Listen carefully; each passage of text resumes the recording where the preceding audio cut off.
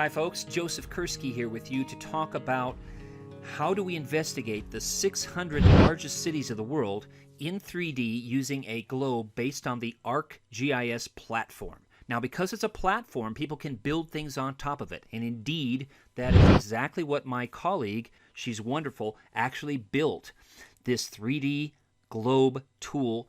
And it makes a very compelling and engaging instructional tool. Another good thing about this is that I'll show you this. Look at this. Look at the top of your screen right there. This is running in a web browser, people. So with a web browser, nothing to install, works on any device, anywhere, anytime, and here's the URL for you so you can do the same thing I'm doing. It's basically got a base map, and you can change the base map to other things that you might want to investigate, okay? But I'm going to change it back to what we had before, but it also has a single layer. So thinking about simple things that you can do with students to have them investigate, to have them do research in a compelling, engaging way with this tool that allows people to ask questions, to investigate, to ask deeper questions and gather additional information. In this case, the data, and it's always important for us to ask where did the data come from, who created it, how often was it curated, what scale was it generated at, and so on and so forth. It was generated from the 2015 United Nations data. So again, not perfect, but you know what the metadata is, you know where it came from. That's always important when you're using these web mapping tools. They're very compelling, but can you trust it? Okay, and I have a whole blog about that called Spatial Reserves, the Spatial Reserves data blog, as well as a book on that same topic that I wrote with Jill Clark, my colleague. Okay, so in this globe, the cities, as you can see, are symbolized as graduated symbol. The size is based on the city population. So let's go ahead and click on a couple cities. And here's Atlanta. Okay, great.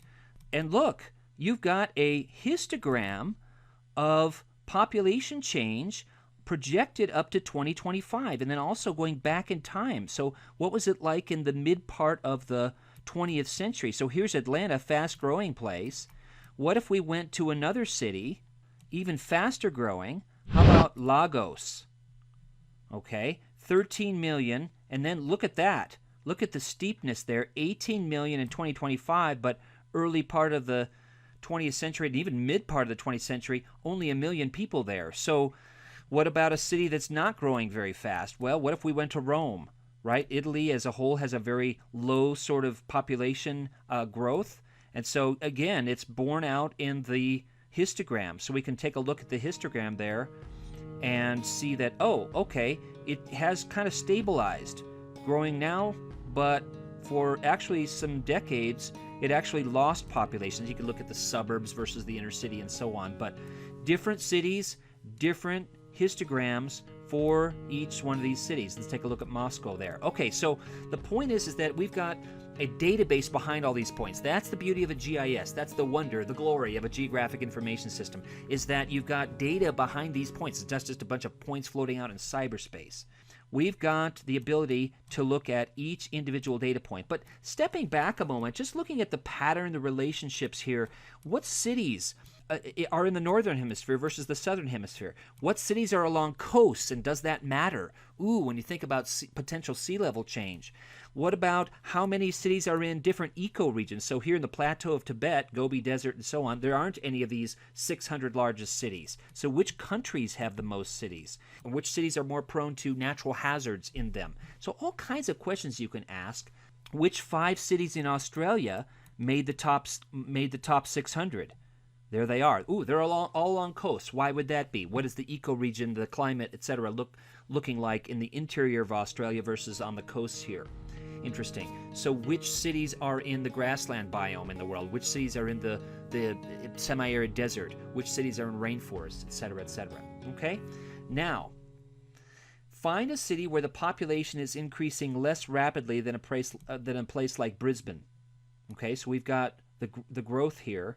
Find a place where it's growing faster than the city of your choice and not as much as city of your choice. So why would that be? Take a look. Do some further investigation.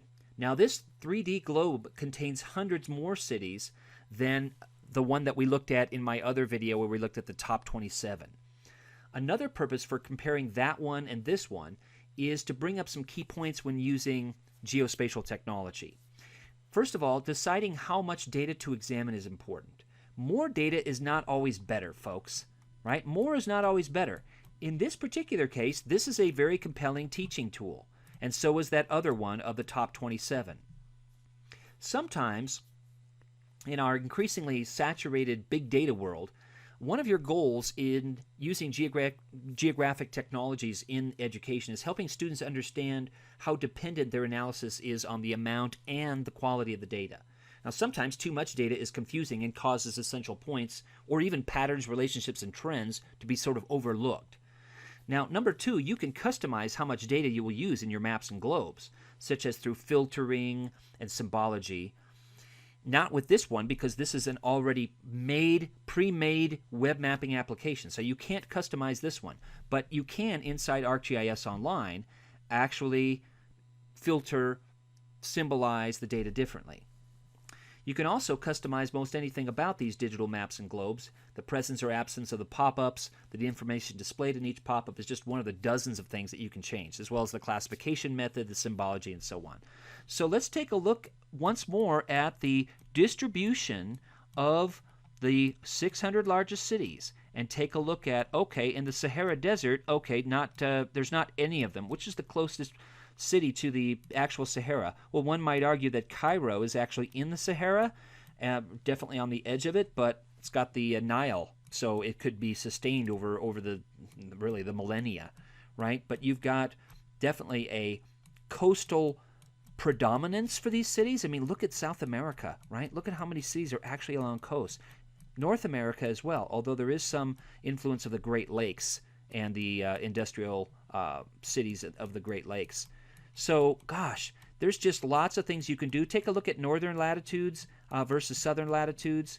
So let's take a look at a certain city. If we go ahead and zoom in on any particular city, then you've got the ability, right, to look at, let's take a look at imagery with labels. Now I want to look at the patterns of streets and the urbanization in those cities. Why did a city like Tripoli end up being where it is? Well, one of the reasons why it's because there's a place where they could build a harbor, as you can see here, whereas maybe elsewhere along the coast, there wasn't a good place to do that. So in each case, you can investigate the site versus situation. In other words, the site of the city versus the situation. We were talking about Rome a bit ago, and let's take a look at Rome. It is actually not on the coast. Why did Rome form? What kind of pattern does it have? And so on. It's got a river running through it, right? And look at the spatial pattern of the way it's been built up. So talk about history, geography, settlement, ecoregions, growth and change, both in the past and in the future and at the present time. Lots of things you can do here with this one single globe examining the 600 largest cities around the world. Thanks, and keep exploring.